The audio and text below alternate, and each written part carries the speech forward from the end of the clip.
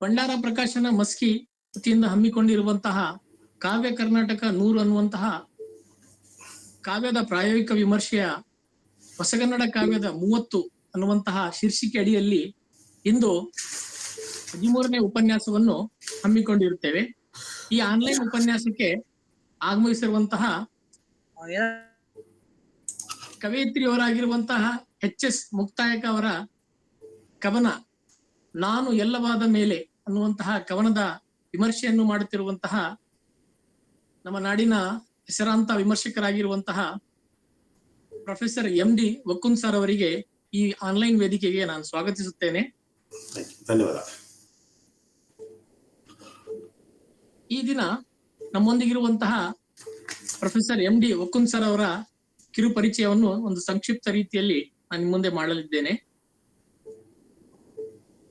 ವೃತ್ತಿಯಿಂದ ಸರ್ಕಾರಿ ಪ್ರಥಮ ದರ್ಜೆ ಕಾಲೇಜು ದಾಂಡೇಲಿಯ ಪ್ರಾಂಶುಪಾಲರು ಮತ್ತು ಕನ್ನಡ ವಿಭಾಗದ ಪ್ರಾಧ್ಯಾಪಕರಾಗಿರುವಂತಹ ಪ್ರೊಫೆಸರ್ ಎಂ.ಡಿ. ವಕ್ಕುನ್ ಸರ್ ಅವರು ತುಂಬಾ ಹೆಸರಾಂತ ಸಾಹಿತಿಗಳು ಆಗಿದ್ದಾರೆ.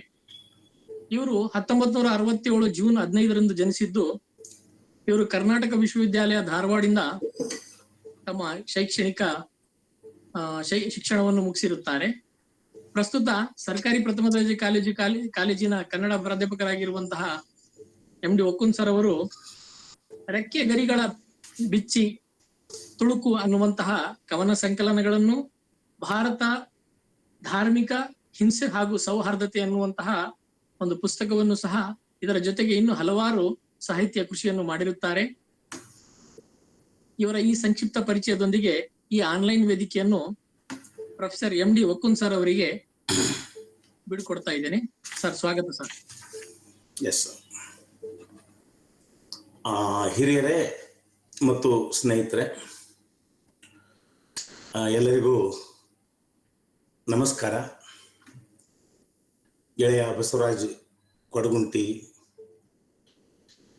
ಬಾಬುರಾಯ್ ದೊರೆ, ನಮ್ಮ ಮಧು, ಏನು ಭಂಡಾರ ಪ್ರಕಾಶನದ ಬಳಗ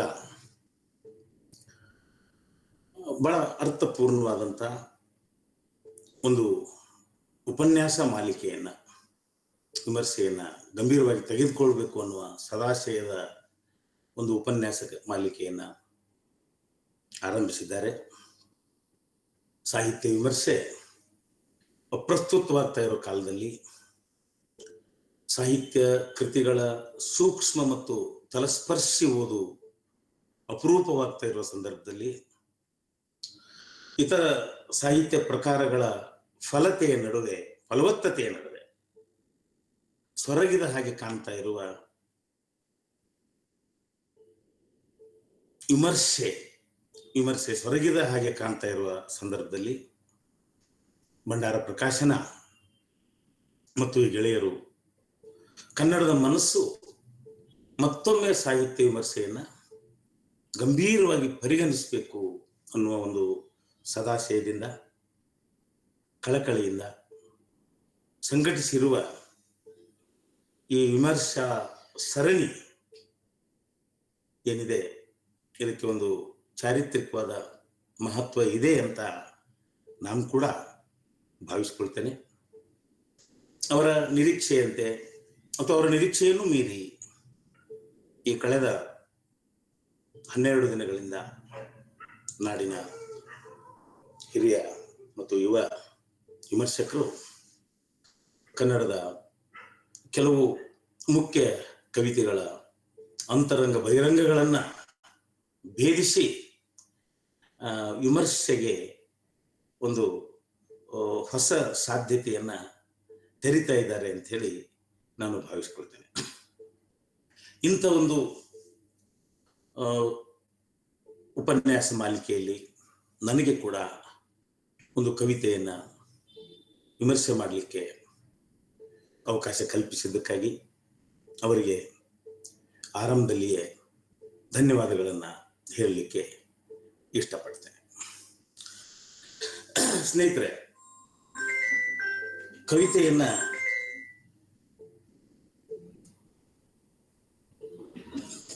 ಕುರಿತು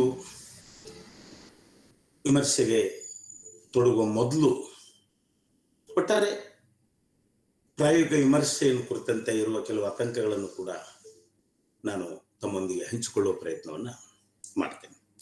ಈಗಾಗಲೇ ಗೆಳೆಯ ವೆಂಕಟಗಿರಿ ದಳವಾಯಿ ಅವರು ಈಗ ಮತ್ತೆ ಯಾಕೆ ಪ್ರಾಯೋಗಿಕ ವಿಮರ್ಶೆ ಅನ್ನುವ ಪ್ರಶ್ನೆಯನ್ನ ತುಂಬಾ ವಿಷಾದದಿಂದ ಕೇಳಿ, ಆದರೆ ನಗನಗುತ್ತಾ ಮತ್ತೆ ಅದರ ಅತ್ಯುತ್ತಮವಾದ ಸಾಧ್ಯತೆಗಳು ಏನಿರಬಹುದು ಅನ್ನೋದ್ರ ಬಗ್ಗೆ ಒಂದು ಬೆಳಕನ್ನು ಚೆಲ್ಲಿದರು. ಡಾಕ್ಟರ್ ಬಿ ಎಂ ಪುಟ್ಟಯ್ಯನವರು ಇಲ್ಲಿ ನಡೀತಾ ಇದೆಯಲ್ಲ 12 ದಿನಗಳಿಂದ ಇವು ನಿಜವಾಗಿಯೂ ಪ್ರಾಯೋಗಿಕ ವಿಮರ್ಶೆಗಳ ಅನ್ನುವ ಒಂದು ಸೂಕ್ಷ್ಮ ಪ್ರಶ್ನೆಯನ್ನು ಕೇಳಿ ಗೊತ್ತಿಲ್ಲ ಅಂತ ಅಷ್ಟೇ ಸೂಕ್ಷ್ಮವಾಗಿ ತಾವೇ ಉತ್ತರಿಸಿಕೊಂಡದ್ದನ್ನು ಕೂಡ ನಾವು ನೋಡ್ತೀವಿ. ಈ ಸರಣಿಯ ಆರಂಭದ ಬಹಳ ಅದ್ಭುತವಾದಂತ ವಿಮರ್ಶೆ ಡಾಕ್ಟರ್ ರಾಜೇಂದ್ರ ಚೆನ್ನಿ ಅವರು ಕೂಡ ಬಸವರಾಜ್ ಪಡುಗುಂಟಿಯವರ ಸೂಚನೆಗಳನ್ನ ನಾನು ಪಾಲಿಸ್ತೇನೆ ಅಂತ, ಪಾಲಿಸಲು ಶಕ್ತಿ ಮೀರಿ ಪ್ರಯತ್ನ ಮಾಡ್ತೇನೆ ಅನ್ನುವ ರೀತಿಯೊಳಗಡೆ ಕೊನೆಗೆ ಬೇಂದ್ರೆಯವರ ರಮೇಶನ ಕವಿತೆಯ ಜೊತೆ ಬೇಂದ್ರೆಯವರ ಯುಗಾದಿ ಕವಿತೆಯನ್ನ ಹೋಲಿಸ್ಲಿಕ್ಕೂ ಒಂದಿಷ್ಟು ಸಂಕೋಚ ಮಾಡ್ಕೊಂಡ ರೀತಿಯೊಳಗಡೆ ಅದನ್ನು ಬೇಕಂತ ಬಿಟ್ಟಿದ್ದೆ ಅನ್ನೋ ರೀತಿಯಲ್ಲಿ, ಅಂದ್ರೆ ಒಂದು ಪ್ರಾಯೋಗಿಕ ವಿಮರ್ಶೆ ಚೌಕಟ್ಟಿನೊಳಗಡೆ ತುಂಬಾ ಅರ್ಥಪೂರ್ಣವಾದ ಚರ್ಚೆ ನಡೆದಿರುವ ಕಾಲದೊಳಗಡೆನೆ ಇನ್ನೊಂದು ಕಡೆಗೆ ಒಂದು ಉಸಿರು ಬಿಗಿ ಹಿಡಿದ ಒಂದು ಚಲನೆ ಕೂಡ ಅಲ್ಲಿ ಕಾಣಿಸ್ತೈತೇನೋ ಅಂತ ನನಗೆ ಅನ್ನಿಸ್ತದೆ. ಅದು ಸರಿ ಇರ್ಲಿಕ್ಕೂ ಇಲ್ಲ. ಹೀಗಾಗಿ ಒಂದು ಕಾಲದಲ್ಲಿ ಒಂದು ಚಾರಿತ್ರಿಕ ಸಂದರ್ಭದಲ್ಲಿ ಹುಟ್ಟಿಕೊಂಡು ಆ ಕಾಲದ ಚಾರಿತ್ರಿಕ ಅಗತ್ಯಗಳನ್ನ ಪೂರೈಸಿ ಬಿದ್ದು ಹೋಗುವ ಸಾಹಿತ್ಯಿಕ ರೂಪಗಳೇ ಇರಲಿ, ವಿಮರ್ಶಾ ರೂಪಗಳೇ ಇರಲಿ, ಅವುಗಳನ್ನು ಮತ್ತೆ ಪುನರುಜ್ಜೀವನಗೊಳಿಸುವುದು ಯಾಕೆ, ಎಷ್ಟು ಅಗತ್ಯ, ಅವುಗಳ ಹಿಂದಿರುವ ಇರಬಹುದಾದ ಅಥವಾ ಅವುಗಳ ಪರಿಣಾಮವಾಗಿ ನಡೆಯಬಹುದಾದ ಸಾಂಸ್ಕೃತಿಕ ರಾಜಕಾರಣದ ಸ್ವರೂಪ ಏನಿರಬಹುದು ಅನ್ನೋದ್ರ ಬಗ್ಗೆ ಕೂಡ ಕೆಲವು ಮಾತುಗಳನ್ನ ಹೇಳಲಿಕ್ಕೆ ನಾನು ಇಷ್ಟಪಡ್ತೇನೆ. ಸ್ನೇಹಿತರೆ, ಒಂದು ಕವಿತೆಯನ್ನ ಕವಿಯಿಂದ, ಕಾಲದಿಂದ, ಒಂದು ಭಾಷೆಯ ಕಾವ್ಯ ಪರಂಪರೆಯಿಂದ, ಅದೇ ಕವಿ ಇತರ ಕವಿತೆಗಳಿಂದ, ಸಮಕಾಲೀನ ಇತರ ಕವಿಗಳ ಕವಿತೆಗಳಿಂದ ಅಥವಾ ಅಂತರ್ಪಟ್ಟೀಯತೆಯಿಂದ, ತೌಲಿನಿಕತೆಯಿಂದ ಹೀಗೆ ಕತ್ತರಿಸಿ ಹೊರಗೆ ತಂದ್ರೆ ಅಲ್ಲಿ ಉಳಿಯುವುದು ಕವಿತೆಯ ಶವವ ಅಥವಾ ಅರೆಜೀವಗೊಂಡ ಕವಿತೆಯ ಅನ್ನುವ ಪ್ರಶ್ನೆ ನನ್ನ ತುಂಬಾ ಗಾಢವಾಗಿ ಈಗ ಅಂತಲ್ಲ, ಮೊದಲಿನಿಂದನೂ ಕಾಡ್ತಾ ಇದ್ದಂತ ಒಂದು ಪ್ರಶ್ನೆ. ಈ ಕವಿನಿಷ್ಠ ವಿಮರ್ಶೆ, ಸಮಾಜನಿಷ್ಠ ವಿಮರ್ಶೆ ಮತ್ತು ಕಾಲನಿಷ್ಠ ವಿಮರ್ಶೆಗಳು ಜಡಗೊಂಡಾಗ ವಿಮರ್ಶೆಗೆ ಒಂದು ಹೊಸ ಸಂಚಲನವನ್ನು ಸೃಷ್ಟಿಸುವ ನೆಲೆಯಲ್ಲಿ ಪ್ರಾಯೋಗಿಕ ವಿಮರ್ಶೆ ಹುಟ್ಟಿದೆ ಮತ್ತು ತುಂಬಾ ಮುಖ್ಯವಾದ ಕೆಲಸವನ್ನು ಮಾಡಿದೆ ಅನ್ನೋದು ಗೊತ್ತು. ಆದರೆ ಈಗ ಬದುಕಿರುವ ನೀವು ಇದ್ದೇವಲ್ಲ, ನಾವು ಬೇಕೋ ಬೇಡೋ ಇಲ್ಲಿಯವರೆಗಿನ ಜೀವನ ಸಿದ್ಧಾಂತಗಳು, ಜೀವನ ದರ್ಶನಗಳು, ಸೃಜನಶೀಲ ಸಿದ್ಧಾಂತಗಳು ಮತ್ತು ಸೃಜನಶೀಲ ವಿಧಾನಗಳು, ವಿಮರ್ಶಾ ಸಿದ್ಧಾಂತಗಳು, ವಿಧಾನಗಳು, ಅವೆಲ್ಲವುಗಳ ಮುಖಾಮುಖಿಯಲ್ಲಿ, ಅನುಸಂಧಾನದಲ್ಲಿ ಒಂದು ಸಂಕರ ರೂಪಿಯಾದ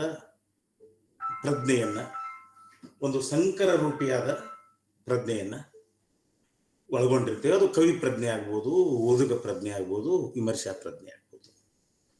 ಅದು ಬಹುಮುಖಿಯಾದ ಸಂಕರ ರೂಪಿಯಾದ ಪ್ರಜ್ಞಾವಲಯ ಒಂದು ನಮ್ಮೊಳಗೆ ರೂಪ ತಾಳಿರ್ತದೆ. ಈಗ ಅದರಿಂದ ಹೊರತೆಗೆದು ಪ್ರಾಯೋಗಿಕ ವಿಮರ್ಶೆಗೆ ತೊಡಗುವುದು ಅಂದ್ರೆ ಈ ಅರೆಜೀವಗೊಂಡ ಕವಿತೆಯನ್ನ ಅರಿಜೀವಗೊಂಡ ವಿಮರ್ಶಕ ಪ್ರಜ್ಞೆ, ಅರಿಜೀವಗೊಂಡ ಓದುಗ ಪ್ರಜ್ಞೆಯೊಂದಿಗೆ ಮುಖಾಮುಖಿಯಾಗಿಸುವ ಒಂದು ಪ್ರಯತ್ನ ಆದೀತೆ ಅನ್ನುವ ಆತಂಕ ಕೂಡ, ಇವು ಯಾವುದೂ ಇರ್ಲಿಕ್ಕಿಲ್ಲ. ಆದ್ರೆ ಇಂಥ ಆತಂಕಗಳನ್ನ ನಾವು ಚರ್ಚಿಸಬಹುದಾದ ಆತಂಕಗಳು ಅಂತ ಹೇಳಿ ನಾನು ಅನ್ಕೊಂಡಿರ್ತೇನೆ. ಡಾಕ್ಟರ್ ರಾಜೇಂದ್ರ ಚೆನ್ನಿಯವರು ಇತ್ತೀಚೆಗೆ ಒಂದು ಬಹಳ ಮಹತ್ವದ ಸ್ಟೇಟ್ಮೆಂಟ್ ಅನ್ನು ಮಾಡಿದರು. ನಾನು ಯಾವುದೇ ಸಿದ್ಧಾಂತಕ್ಕೆ ಬದ್ಧನಾಗಿಲ್ಲ ಎನ್ನುವುದು ಕೂಡ ಒಂದು ಸಿದ್ಧಾಂತ. ನನಗೆ ಗೊತ್ತಿರುವಂತೆ ಇದು ಎಲ್ಲ ಸಿದ್ಧಾಂತಗಳಿಗಿಂತ ದುಷ್ಟ ಸಿದ್ಧಾಂತ. ಬಹುಶಃ ಈ ಕಾಲಘಟ್ಟದಲ್ಲಿ ನಮ್ಮ ಅವಕಾಶವಾದಿ ಸೃಜನಶೀಲತೆಯ ಅವಕಾಶವಾದಿತನಗಳಿಗೆ ಸರಿಯಾದ ಒಂದು ಸ್ಪಷ್ಟವಾದ ನಿರ್ದೇಶನ ನೀಡಬಹುದಾದಂತಹ ಮಾತು ಅದು. ಈ ಪ್ರಾಯೋಗಿಕ ವಿಮರ್ಶೆಗೆ ಮತ್ತು ಅದು ರೂಪ ತಾಳಿರುವ ಸಾಹಿತ್ಯಕ್ಕೆ, ಅದರ ಹಿನ್ನೆಲೆ ಇರುವ ಜೀವನ ವಿಧಾನಗಳಿಗೆ ಅಲ್ಲಿ ಕೂಡ ಒಂದು ಸೈದ್ಧಾಂತಿಕತೆ ಇರುತ್ತೆ ಅಲ್ವೇ ಅನ್ನೋದು ಒಂದು ಪ್ರಶ್ನೆ. ಮತ್ತೆ ಇದು ಒಂದು ಬಗೆಯ ಶ್ರೇಷ್ಠತೆಯ ವ್ಯಸನ ಮತ್ತು ಅವಕಾಶವಾದಿ ಮನಸ್ಥಿತಿಯನ್ನ ಹುಟ್ಟು ಹಾಕ್ತದೆಯಾ? ಸಮಾಜಮುಖಿ ಮತ್ತು ಪ್ರಗತಿಪರ ಚಿಂತನೆಗಳನ್ನು ಹಿಮ್ಮೆಟ್ಟಿಸಿ ವ್ಯಕ್ತಿನಿಷ್ಠ ಮತ್ತು ಪ್ರತಿಗಾಮಿ ಮೌಲ್ಯಗಳನ್ನು ಪ್ರತಿಷ್ಠಾಪಿಸುವ ಒಂದು ಸಾಂಸ್ಕೃತಿಕ ರಾಜಕಾರಣವನ್ನು ನಿರ್ವಹಿಸ್ತದ ಅನ್ನೋ ಪ್ರಶ್ನೆ. ಇದಕ್ಕೆ ಉತ್ತರನು ಹೇಳ್ಬೋದು ನಾವು. ಕನ್ನಡ ಸಂದರ್ಭದಲ್ಲಿಯೇ ಅಡಿಗರ ಭೂತ, ರಾಮನವಮಿ ದಿವಸ ಮೊದಲಾದ ಕವಿತೆಗಳ ಪ್ರಾಯೋಗಿಕ ವಿಮರ್ಶೆಗಳನ್ನು ನೋಡಿದರೆ ಅಂದ್ರೆ ಆತ್ಯಂತಿಕವಾಗಿ ದರ್ಶನ, ಜೀವನ ದರ್ಶನವನ್ನೇ ಬಿಟ್ಟು ಅದರ ರೂಪದಲ್ಲೇ ತಲ್ಲೀನವಾಗಿರುವ ವಿಧಾನ. ಅದಕ್ಕೆ ಕಾರಣ ಏನು ಅಂದ್ರೆ ಆ ಕೃತಿಯೊಳಗಿರುವ ಜೀವ ವಿರೋಧಿಯಾದ ಪ್ರತಿಗಾಮಿಯಾದ ಚಿಂತನೆಗಳು ಚರ್ಚೆಗೆ ಬರಬಾರದು ಅನ್ನುವಂಥದ್ದು ಕೂಡ ಇರಬಹುದು, ಮತ್ತು ಇರಬಹುದು, ಯಾಕೆ ಇದೆ ಅನ್ನೋದು ನಮ್ಮ ಗಮನಕ್ಕೆ ಬಂದಿದೆ. ಸೊ ಇಷ್ಟು ಇವತ್ತು ಈ ಎಲ್ಲ ಮಾತುಗಳ ಹಿಂದೆ ಪ್ರಾಯೋಗಿಕ ವಿಮರ್ಶೆಯನ್ನ ಅಥವಾ ತಾವು ಹಮ್ಮಿಕೊಂಡಿರುವ ಈ ಕಾರ್ಯಕ್ರಮವನ್ನ ನಿರಾಕರಿಸ್ಬೇಕಂತ ಆಗಲಿ ಅಥವಾ ಅದರ ಮಹತ್ವವನ್ನ ಕಡಿಮೆ ಅಂತ ಭಾವಿಸಿದ್ದೀನಿ ಅಂತಾಗ್ಲಿ ದಯವಿಟ್ಟು ಭಾವಿಸ್ಬೇಡಿ. ಬಹಳ ಮುಕ್ತವಾಗಿ ತುಂಬಾ ಅರ್ಥಪೂರ್ಣವಾಗಿ ಇದು ನಡೀತಾ ಇದೆ. ಇದರ ಒಳಗಡೆಗೆ ಇಂತಿಂತ ಆತಂಕಗಳು ನಮ್ಮನ್ನು ಕಾಡ್ತಾ ಇವೆ ಅನ್ನೋದಕ್ಕೆ ನಾನು ಇಷ್ಟು ವಿಷಯಗಳನ್ನ ತಮ್ಮ ಗಮನಕ್ಕೆ ತಂದೆ. ಇನ್ನು ಕವಿತೆಯನ್ನ ಪ್ರವೇಶ ಮಾಡೋದಾದ್ರೆ ಎಚ್.ಎಸ್. ಮುಕ್ತಾಯಕ್ಕ ಕನ್ನಡದ ಒಬ್ಬ ಬಹಳ ಮುಖ್ಯ ಅನ್ನಬಹುದಾದ ಕವಿಯತ್ರಿಯರಲ್ಲಿ ಒಬ್ರು. ಅವರು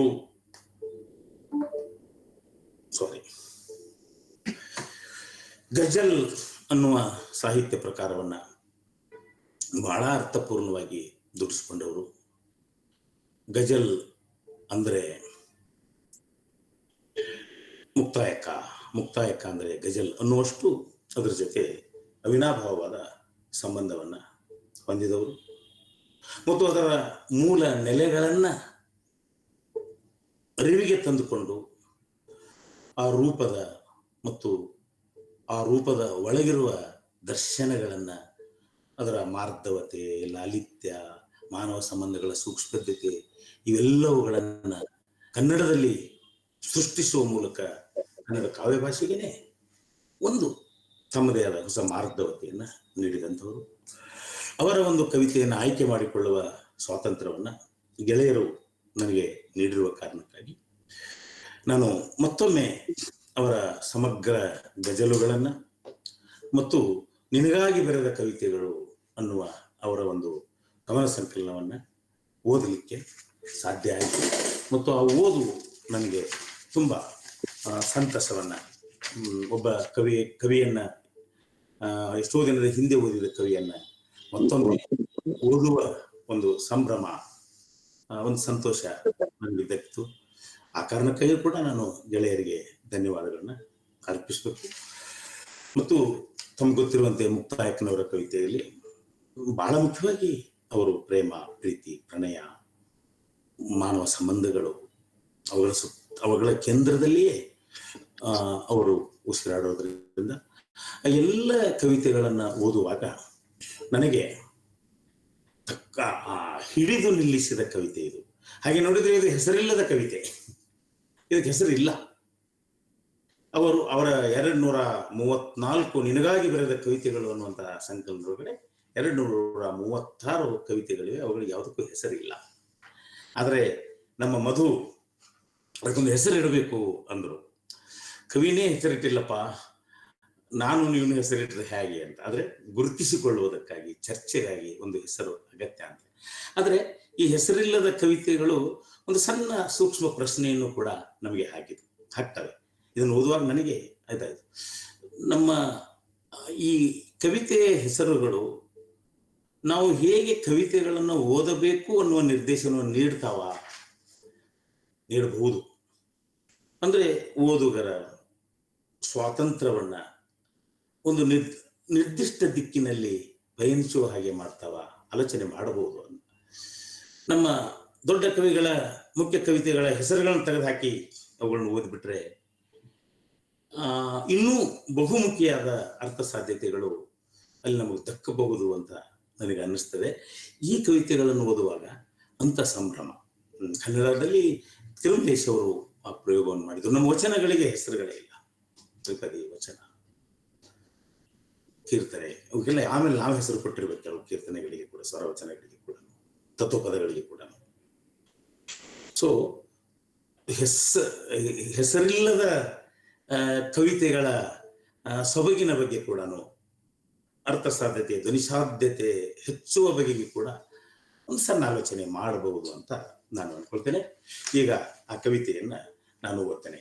ನಾನು ಇಲ್ಲವಾದ ಮೇಲೆ, ಬಹುಶಃ ಈ ಮೊದಲನೆಯ ಕವಿತೆಯ ಮೊದಲನೆಯ ಸಾಲು ಇಷ್ಟೊಂದು ಆಕರ್ಷಕ ಅನ್ನೋದಕ್ಕಿಂತ ಆವರಿಸುವಂಥದ್ದು.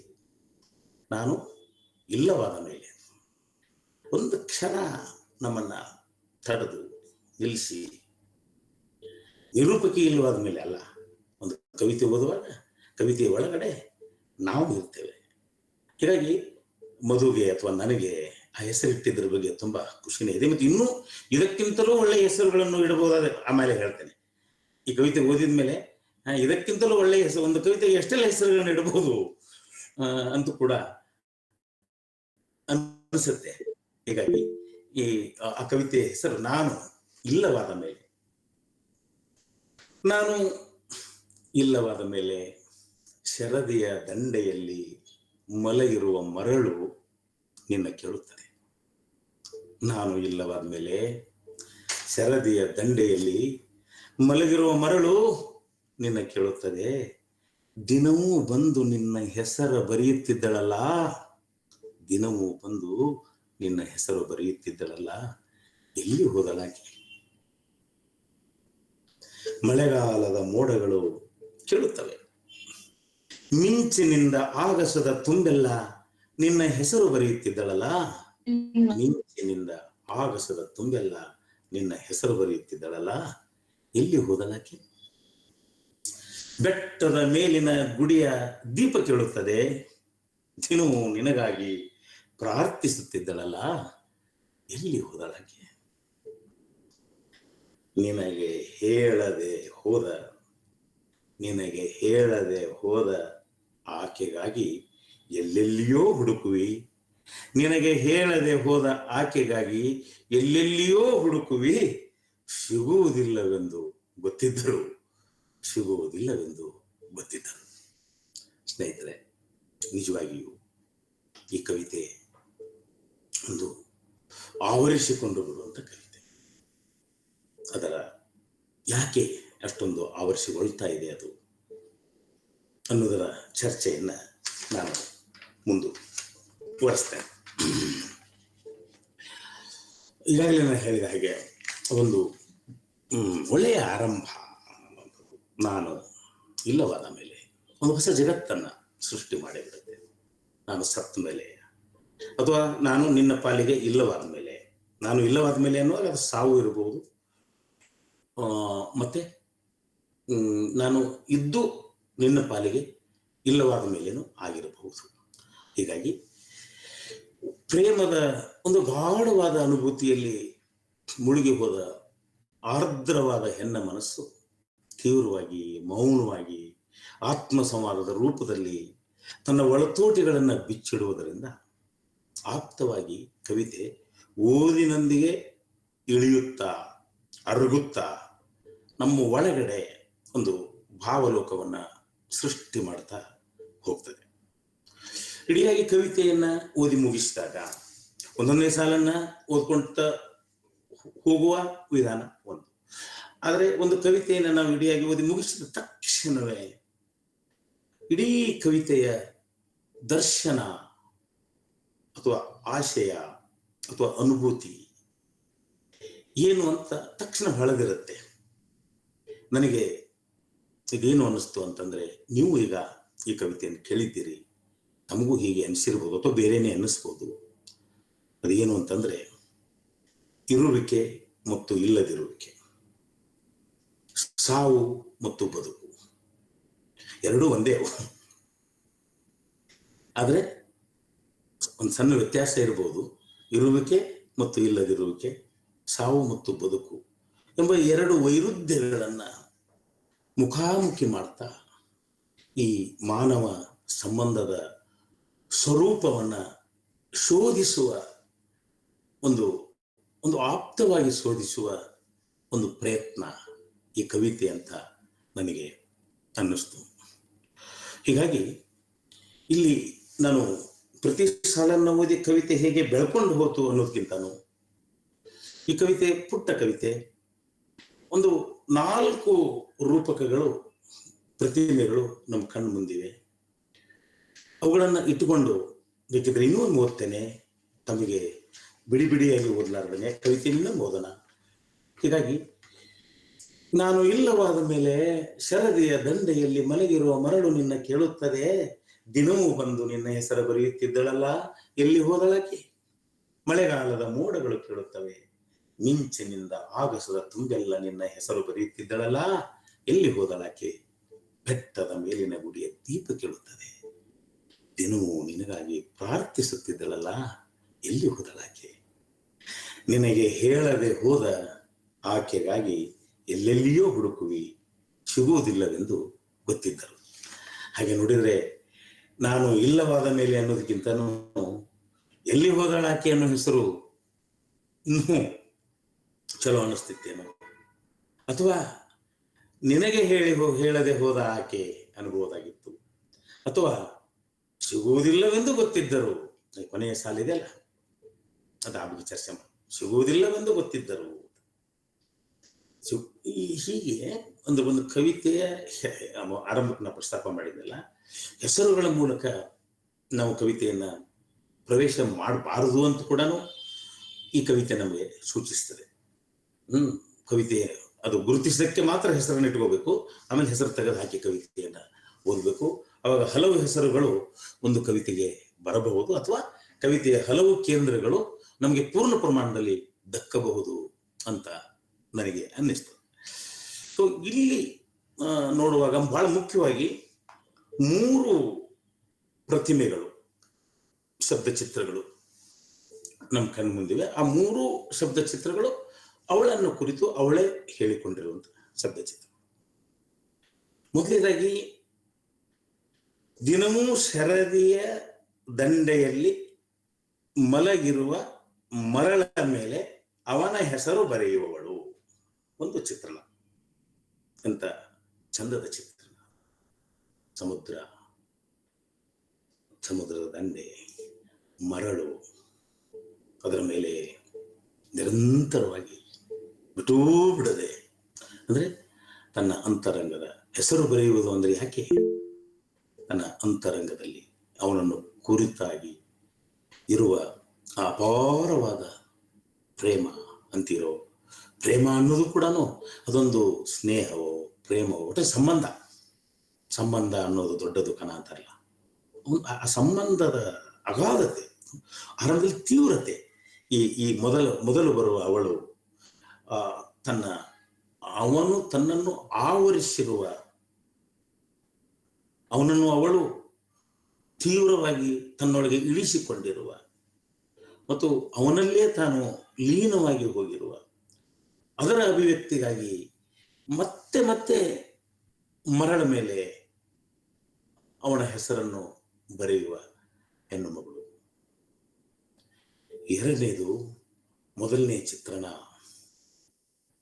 ತೀವ್ರತೆಗೆ, ಮಾನವ ಸಂಬಂಧದ ತೀವ್ರತೆಗೆ. ನಾನು ಮತ್ತೆ ಮಾನವ ಸಂಬಂಧ ಅಂತ ಬಳಸ್ತೇನೆ, ಪ್ರೀತಿ, ಪ್ರೇಮ, ಪ್ರಣಯ ಮಾತ್ರ ಅಲ್ಲ, ಒಟ್ಟಾರೆ ಮಾನವ ಸಂಬಂಧದ ತೀವ್ರತೆಗೆ ಮೊದಲ ಶಬ್ದ ಚಿತ್ರ ನಮಗೆ ಆ ಕಡೆಗೆ ನಮ್ಮ ಗಮನವನ್ನು ಸೆಳೆದ್ರೆ, ಎರಡನೆಯ ಚಿತ್ರ ಒಂದು ಜಂಪ್. ಕವಿತೆ ಯಾವಾಗಲೂ ಒಂದು ಒಂದು ಒಂದು ಘಟಕದಿಂದ ಇನ್ನೊಂದು ಘಟಕಕ್ಕೆ ಹೋಗುವಾಗ ಶಿಫ್ಟ್ ಅಂತೀವಲ್ಲ, ಒಂದು ಅನುಭವದಿಂದ ಅದೇ ಅನುಭವದ ಮತ್ತೊಂದು ಲೋಕಕ್ಕೆ ಶಿಫ್ಟ್ ಆಗ್ತಾ ಇದೆ. ಹೀಗಾಗಿ ಅನುಭವ ಒಂದೇ, ಅದನ್ನು ಇನ್ನೊಂದು ಚಿತ್ರಣದ ಮೂಲಕ ಅದರ ಮತ್ತೊಂದು ಆಯಾಮವನ್ನ ದರ್ಶಿಸುವುದು ಕಾವ್ಯದೊಳಗಡೆ ಸಹಜವಾಗಿರುತ್ತದೆ.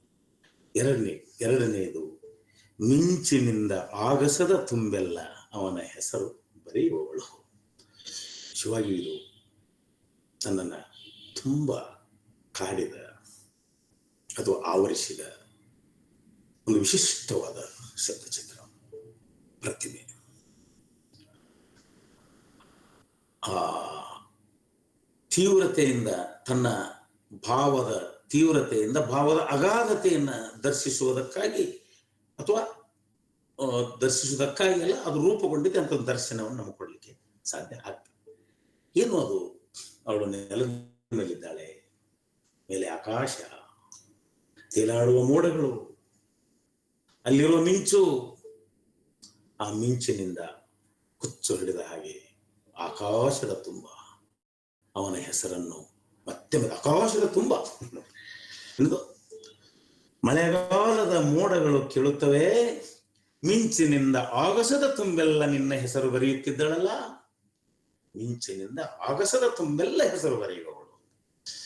ಬಹುಶಃ ನೆಲದ ಮೇಲೆ ನಿಂತು, ಅವಳು ನೆಲದ ಮೇಲೆ ಇದ್ದಾಳೆ, ಮಿಂಚಿಗೆ ಕೈ ಚಾಚ್ತಾಳೆ, ಮೋಡಗಳು ತೇಲಾಡ್ತಾ ಇವೆ, ಆಕಾಶದ ತುಂಬ ಅವನ ಹೆಸರು ಬರಿತಾ ಇದ್ದಾಳೆ.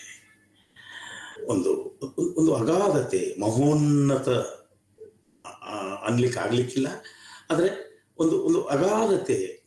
ನಮ್ಮ ಅಲ್ಲಮ ಪ್ರಭು ಕೆಲವು ಹೋಲಿಕೆಗಳನ್ನು ಮಾಡ್ತೇನೆ ನಾನು. ಆಕಾಶದಿಂದ ತತ್ತ ನಿಮ್ಮ ಶ್ರೀ ಮುಕುಟ, ಪಾತಾಳದಿಂದಿತ್ತ ನಿಮ್ಮ ಶ್ರೀಪಾದ. ಅಲ್ಲಿ ಅಲ್ಲಿ ಅಲ್ಲಿ ಅರಿವಿನ ದರ್ಶನಕ್ಕೆ ನಿಂತ ಅಲ್ಲಮ ಪ್ರಭು, ಇಲ್ಲಿ ಇಲ್ಲಿ ಮಾನವ ಸಂಬಂಧದ ಚೆಲುವಿಗೆ ಅಥವಾ ಪ್ರೇಮದ ತೀವ್ರತೆಗೆ ಒಂದು ಅಖಂಡ ಪ್ರತಿಮೆಯಾಗಿ ನಿಂತು ಬಿಡುವ ಹೆಣ್ಣು. ನಿಜವಾಗಿಯೂ ತುಂಬ ಸಾರ್ಥಕವಾದಂಥ ಒಂದು ಚಿತ್ರ ಅದು ಅಂತ ನಾನು ಅಂದ್ಕೊಳ್ತೇನೆ. ಮೂರನೇದಕ್ಕೆ ಬರೋದ್ರಲ್ಲಿ ಮತ್ತೆ ಅದೇ ಭಾವ ಶಿಫ್ಟ್ ಆಗ್ತದೆ ನೋಡಿ. ಏನದು? ಬೆಟ್ಟದ ಮೇಲಿನ ಗುಡಿಯ ದೀಪ ಕೇಳುತ್ತದೆ, ದಿನೂ ನಿನಗಾಗಿ ಪ್ರಾರ್ಥಿಸುತ್ತಿದ್ದಳಲ್ಲ, ಎಲ್ಲಿ ಹೋದಳಕ್ಕೆ? ಒಂದು ದೈವಿಕ ಅನ್ನಬಹುದಾದ ಅನುಭವ ಲೋಕಕ್ಕೆ. ಮೊದಲ ಭಾಗದಲ್ಲಿ ಮಾನವ ಸಂಬಂಧದ ಪ್ರೀತಿ ಪ್ರೇಮದ ತೀವ್ರತೆಯ ದರ್ಶನ ಆದರೆ, ಎರಡನೆಯ ಭಾಗದಲ್ಲಿ ಅದರ ಅಗಾಧತೆಯ ದರ್ಶನ ಆದರೆ, ಮೂರನೇ ಭಾಗಕ್ಕೆ ಬರುವಾಗ ಅದೇ ಭಾವದ ಒಂದು ದೈವಿಕತೆ ಒಂದು ಪಾವಿತ್ರತೆ, ಅಥವಾ ಅದಕ್ಕೆ ಏನು ಹೇಳ್ಬೇಕು ಗೊತ್ತಿಲ್ಲ. ದೇವರು, ಅಪರಿಸರ, ದೇವರು, ದೀಪ, ಪ್ರಾರ್ಥನೆ, ಆ ಇಡೀ ವಾತಾವರಣದ ಒಳಗಡೆ ಈ ಕವಿಗಳು ತಮ್ಮ ಶಬ್ದಗಳ ಮೂಲಕ ಸೃಷ್ಟಿಸುವ ಪರಿಸರ ಇದೆಯಲ್ಲ, ಆ ಪರಿಸರ ಧ್ವನಿಸುವ ಭಾವ ಇದೆಯಲ್ಲ, ಅದು ನಿಜವಾಗಿಯೂ ಕಾವ್ಯಕ್ಕೆ ಒಂದು ದೊಡ್ಡ ಶಕ್ತಿಯನ್ನು ಕೊಡುತ್ತೆ. ಮೇಲಿಂದನೂ ಹಾಗೆ ಅದು ಏನದು, ಸಮುದ್ರ ತೀರ ತುಂಬ ಉಸುಕು, ಅಲ್ಲಿ ಅವಳು ಆ ಉಸುಕಿನ ಮೇಲೆ ಮತ್ತೆ ಮತ್ತೆ ಹೆಸರು ಬರೆಯುವವಳು. ಇಡೀ ಆ ಪರಿಸರ ಒಂದು ವಿಶಿಷ್ಟವಾದ ಧ್ವನಿಯನ್ನ ಕೊಡ್ತದೆ. ಎರಡನೇದರಲ್ಲಿಯೂ ಕೂಡ ಬಹಳ ಬಹಳ ಸುಂದರ ಅದ್ಭುತವಾದ ಪರಿಸರ. ವಿಶಾಲ ಆಗಸ, ಮೋಡಗಳು, ತೇಲಾಡುವ ಮೋಡಗಳು, ಮಳೆ ಸುರಿಸಲು ತೇಲಾಡುವ ಮೋಡಗಳು, ತೇಲಾಡುವ ಮೋಡಗಳು ಮಳೆ ಆಗ್ಲಿಕ್ಕೆ ಸಿದ್ಧವಾಗಿರುವುದು. ಮಿಂಚು ಹೊಂಚು ಹೊಡಿತಾ ಇದೆ, ಮಳೆ ಆಗಲಿ, ಮಳೆಯ ಮುನ್ಸೂಚನೆ ಇದೆ. ಆ ಮಿಂಚನ್ನ ಎತ್ತುಕೊಂಡು ಇವಳು ಬರೆಯುವವಳು, ಅವನ ಹೆಸರನ್ನ ಆಗಸ. ತುಂಬ ನೋಡಿ, ಆ ಇಡೀ ಪರಿಸರ, ನಾವು ಯಾವುದನ್ನ ತೀವ್ರತೆ ಅಂತೀವಿ, ಯಾವುದನ್ನ ಅಗಾಧತೆ ಅಂತೀವಿ, ಇದು ವಾಚ್ಯವಾಗಿ ಕಾವ್ಯದಲ್ಲಿ ಹೇಗೆ ಪರಿಸರದ ಚಿತ್ರಣದ ಮೂಲಕ ಒಂದು ಧ್ವನಿಯಾಗಿ ಅಭಿವ್ಯಕ್ತಿಸ್ತೈತಿ ಅನ್ನೋದಕ್ಕೆ ಕೂಡ ನಾವು ಇದನ್ನ ಗಮನಿಸಬಹುದು. ಇಲ್ಲೇ ಕೂಡ ಬೆಟ್ಟದ ಮೇಲಿನ ಗುಡಿ, ಊರವರೆಗಿನ ಬೆಟ್ಟದ ಮೇಲಿನ ಗುಡಿಯೊಳಗಿನ ದೀಪ, ಪ್ರತಿದಿನ ಇವಳು ದೀಪದ ಮುಂದೆ ಹೋಗೋದು, ದೇವರ ಮುಂದೆ ನಿಲ್ಲೋದು, ಅವನಿಗಾಗಿ ಪ್ರಾರ್ಥಿಸೋದು. ಅಂದ್ರೆ ಈ ಸಂಬಂಧ ಒಂದು ಅವನ ಒಳ್ಳೆಯದನ್ನ ಪ್ರಾರ್ಥಿಸೋದು. ಪ್ರಾರ್ಥನೆ ಅನ್ನೋದು ತಾನು ಯಾರನ್ನ ಪ್ರೀತಿಸ್ತಾ ಇದ್ದಾಳೋ ಅಥವಾ ಪ್ರೀತಿ ಗೊತ್ತಿಲ್ಲ, ಅಲ್ಲಿ ಪ್ರೀತಿ ಅಂತಲೇ ನಿಖರವಾಗಿ ಹೇಳಲಿಕ್ಕೆ ಆಗಲ್ಲ, ಹಚ್ಚಿಕೊಂಡಿದ್ದಾಳು, ಒಂದು ನಿಜವಾದ ಸಂಬಂಧ ಅಂತ ಭಾವಿಸಿದ್ದಾಳು. ಆ ಒಳಿತಿಗಾಗಿ ಏನದು ಒಂದು ದೈವಿಕವಾದ ಭಾವಲೋಕವನ್ನ ನಿರ್ಮಾಣ ಮಾಡಿಕೊಳ್ತಾರೆ. ಬಹುಶಃ ಈ 3 ಭಾವಲೋಕಗಳನ್ನ ನಾವು ಇದರಲ್ಲಿ ನೋಡ್ಬೋದು. ಇದಾದ ಮೇಲೆ ತುಂಬಾ ವಿಶಿಷ್ಟವಾದದ್ದು ನನಗನ್ಸಿದ್ದು ಏನಂತಂದ್ರೆ, ಇದು ಬದುಕಿನ ತೀವ್ರತೆ, ಅಗಾಧತೆ, ದೈವಿಕತೆಗಳ ಶೋಧವನ್ನು ನಡೆಸ್ತಾನೆ ಅದರ ಜೊತೆಯಾಗಿ ಅದರ ಕ್ಷಣಿಕತೆಯನ್ನು ದರ್ಶಿಸಿ ಬಿಡೋದಿದೆಯಲ್ಲ, ಅದು ಈ ಕವಿತೆಯ ಬಹಳ ದೊಡ್ಡ ಶಕ್ತಿ ಅಂತ ಹೇಳಿ ನಾನು ಅನ್ಕೊಳ್ತೇನೆ. ಯಾಕಂತಂದ್ರೆ ಅಲ್ಲಿ ಬರುವ ರೂಪಕಗಳಿವೆ ನೋಡಿ. ದಂಡೆಯ ಮೇಲೆ ಮಲಗಿರುವ ಮರಳು, ಮಳೆಗಾಲದ ಮೋಡಗಳು ಮತ್ತು ಮಿಂಚು, ಗುಡಿಯಲ್ಲಿ ಉರಿಯುವ ದೀಪ, ಇವೆಲ್ಲವೂ ಕ್ಷಣಿಕವಾದವು. ಸುರಚಾಪಂಬೋಲೆ ವಿದ್ಯುಲ್ಲತೆ ತೆರವೋಲ್ ಮಂಜುವೋಲ್ ತೋರೆ ಬೇಗಂ ಶ್ರೀ ರೂಪ ಲೀಲಾಧನಂ ಇವಂ ನಿಲ್ಲವಾರ್ಗಂ. ಅಲ್ಲಿ ಸಂಪತ್ತು, ವೈಭವದ ಕಾರಣಕ್ಕಾಗಿ ಕ್ಷಣಿಕತೆಯನ್ನ, ಇವೆಲ್ಲ ಕ್ಷಣಿಕವಾಗಿರುವಂಥವು, ಜೀವನ ಕ್ಷಣಿಕವಾದದ್ದು, ಬದುಕು ಕ್ಷಣಿಕವಾದದ್ದು ಅನ್ನುವ ಒಂದು ಮೆಸೇಜ್ ಅನ್ನು ನಾವಲ್ಲಿ ನೋಡ್ತೀವಿ. ಹೀಗಾಗಿ ಇಲ್ಲಿ ನೋಡಿ, ಆ ಮರಳಿನ, ಅವಳು ಕಲ್ಲಿನ ಮೇಲೆ ಬರಿತಾ ಇಲ್ಲ, ಶಿಲಾಶಾಸನ ಅಲ್ಲ ಅವಳ ಬರಹ, ಅವಳ ಭಾವನೆಗಳು ಅವಳು ಹಲಗೆ ಮೇಲೆ ಬರಿತಾ ಇಲ್ಲ ಅಥವಾ ಕಾಗದದ ಮೇಲೆ ಬರಿತಾ ಇಲ್ಲ, ಅವಳು ಬರಿತಾ ಇರೋದು ಮರಳ ಮೇಲಿನ ಬರಹ, ಬರೆದಷ್ಟೇ ವೇಗದಲ್ಲಿ ಅಳಿಸಿ ಹೋಗುವ ಬರಹ. ಮರಳ ಮೇಲೆ ಬರೆದದ್ದು ಅಳಿಸಿ ಹೋಗುತ್ತದೆ, ಮಿಂಚಿನಿಂದ ಬರೆದದ್ದು ಮಾಯವಾಗುತ್ತದೆ, ಮತ್ತೆ ಎಣ್ಣೆಯ ದೀಪ ಎಣ್ಣೆ ಇರುವವರೆಗೆ ಉರಿತು, ಅದು ಬೆಟ್ಟದ ಮೇಲಿನ ಗುಡಿಯೊಳಗಿರುವ ದೀಪ. ಅದಕ್ಕೆ ಒಮ್ಮೆ ಎಣ್ಣೆ ಹಾಕಿದ್ರೆ ಆ ರೂಪಕ ಹೆಂಗಿದೆ ಅಂದ್ರೆ ಅದು ಉರಿಯುವ ದೀಪ ಆರಿ ಹೋಗುತ್ತದೆ. ಸೊ ಈ ಪ್ರತಿಮೆಗಳು ಅದವಲ್ಲ, ಈ ರೂಪಕಗಳು, ಇವು ಒಂದು ರೀತಿಯಿಂದ ಬದುಕಿನ ಕ್ಷಣಿಕತೆಯನ್ನ, ಬಹುಶಃ ನಾನು ನನ್ನ ಯೌವನದ ದಿನಗಳಲ್ಲಿ ಅಥವಾ ಎಮ್ಮೆ ಮಾಡುವಾಗ ಅಥವಾ ಆ ಕಾಲದಲ್ಲಿ ಓದಿದ ಮುಕ್ತಾಯಕ್ಕನವ್ರದೇ ಕವಿತೆ ಅನ್ಕೊಂಡಿನಿ ನಾನು. ಸತ್ತವರನ್ನು, ಗೋರಿಗಳನ್ನು ಕಂಡಾಗೆಲ್ಲ ನಾನು ನಿನ್ನನ್ನು ಬಿಗಿಯಾಗಿ ತಪ್ಪಿಕೊಳ್ಳುತ್ತೇನೆ. ಬಹಳ ಅದ್ಭುತವಾದ ಸಾವು, ಸಾವಿನ ನೆನಪು, ಬದುಕಿನ ಕ್ಷಣಿಕತೆ. ಹೀಗಾಗಿ ಇರುವುದನ್ನ ಇಡಿಯಾಗಿ ಮತ್ತು ಸಾಧ್ಯವಾದಷ್ಟು ತೀವ್ರವಾಗಿ ಅನುಭವಿಸಬೇಕು ಅನ್ನೋ ಒಂದು ತುಡಿತ ಇದೆಯಲ್ಲ, ಅದು ಕನ್ನಡ ಕಾವ್ಯದಲ್ಲಿ ಬರುತ್ತೆ. ಬೇಂದ್ರೆಯವರು ಈ ತುಂಬಿ ಬಾಳು ತುಂಬಿರುವ ತನಕ ತುಂಬಿ ಕುಡಿಯಬೇಕು, ತುಂಬಿ ಬಾಳು ಸಣ್ಣದು ಅಂತಾನೆ ಹೇಳ್ತಾ ಇದ್ದಾರೆ ಅವರು. ತುಂಬಿ ಅಂತಂದ್ರೆ ದುಂಬಿಯ ಬಾಳು ಎಷ್ಟಿತ್ತು, ಸಣ್ಣ ಬರುಕು. ಹೀಗಾಗಿ ಏನ್ ಮಾಡ್ಬೇಕು, ತುಂಬಿ ಕುಡಿಯಬೇಕು ಅಂತ. ಹಾಗೆ ಈ ಕವಿತೆಯ ಒಳಗಡೆಗೆ ಪ್ರೇಮದ ಅಗಾಧತೆ, ತೀವ್ರತೆ, ದೈವಿಕತೆ, ಇವುಗಳ ಜೊತೆಗೆ ಅದರ ಕ್ಷಣಿಕತೆಯನ್ನ ನೆನಪಿಸಿಕೊಡುವ ಮೂಲಕ ಬದುಕನ್ನ ಹೆಚ್ಚು ತೀವ್ರವಾಗಿ ಬದುಕಬೇಕು ಅನ್ನುವ ಒಂದು ಸಂವೇದನೆ ಕೂಡ ಅಡಕವಾಗಿದೆ ಅಂತ ಹೇಳಿ ನಾನು ಅನ್ಕೊಳ್ತೇನೆ. ಇನ್ನು ಎಲ್ಲಿ ಹೋದಳಾಕೆ ಅಂತಿದೆಯಲ್ಲ, ನಾನು ಇಲ್ಲವಾದ ಮೇಲೆ ಅನ್ನುವುದೇನೆ ಕವಿತೆಯಲ್ಲಿ ಮುಖ್ಯವಾದ ನುಡಿಗಟ್ಟು ಅನ್ಕೊಂಡಿದ್ವಿ. ಆದರೆ ಅದಕ್ಕಿಂತ ಪರಿಣಾಮಕಾರಿಯಾದದ್ದು ಎಲ್ಲಿ ಹೋದಳಾಕೆ. ಅವನನ್ನ ಮಾತಾಡಿಸುವಂಥವು ಇಲ್ಲಿ ಬಹಳ ಮುಖ್ಯವಾಗಿ ಈ ಎಲ್ಲಿ ಹೋದಳಾಕೆ ಅಂತ ಆ ಪ್ರಶ್ನೆಯನ್ನ ಕೇಳುವ ಯಾರು? ಮನುಷ್ಯರಲ್ಲ, ನಿರ್ಜೀವ ವಸ್ತುಗಳು ಜೀವ ತಾಳೋದಿದೆಯಲ್ಲ, ಕಾವ್ಯ ಸಾಹಿತ್ಯ ನಮ್ಮ ಪರಂಪರೆಯಲ್ಲಿ ಹೊಸದೇನಲ್ಲ ಅದು. ಆದರೆ ಈ ಕವಿತೆಯ ಸಂದರ್ಭದಲ್ಲಿ ಅದರ ಒಡಲಾಳದಲ್ಲಿ ಜೀವ ಇಲ್ಲದ ಜಡ ಎಂದು ಕರೆಯಬಹುದಾದ ವಸ್ತುಗಳು ಮಾತನಾಡ್ತವೆ. ಎಲ್ಲಿ ಹೋದಳಾಕೆ ಅಂತ ಕೇಳೋದು ಯಾವುದು? ಮೊದಲನೇದಾಗಿ ಮರಳು, ಸಮುದ್ರದ ಮೇಲೆ ಇರುವ ಮರಳು ಮಾತಾಡ್ತದೆ. ತೇಲಾಡುವ ಮೋಡಗಳು ಮಾತಾಡ್ತವೆ. ದೀಪ ಮಾತಾಡ್ತವೆ.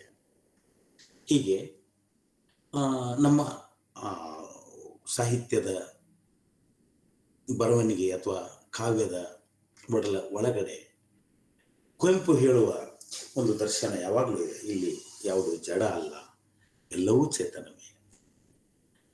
ಮತ್ತು ಜಡವಾದ ವಸ್ತುಗಳು ಉಸಿರಾಡಿದಾಗ, ಮಾತನಾಡಿದಾಗ